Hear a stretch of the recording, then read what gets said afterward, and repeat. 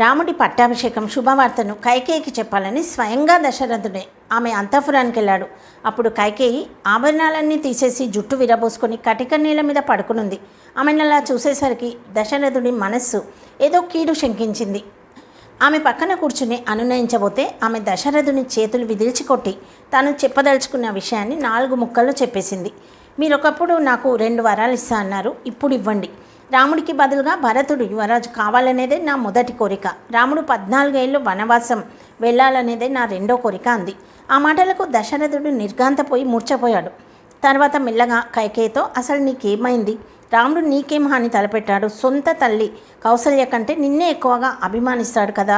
నువ్వెంత నిర్దయరాలివి. రాముడిని వదిలి నేను ఒక్క క్షణం కూడా ఉండలేనని నీకు తెలీదా? నీ కాళ్ళు పట్టుకుంటాను, దయచేసి ఇలా కాక వేరే వరాలు కోరుకో అంటూ ఏడవసాగాడు. కానీ కైకేయి మనసు ఏమాత్రం కరగలేదు.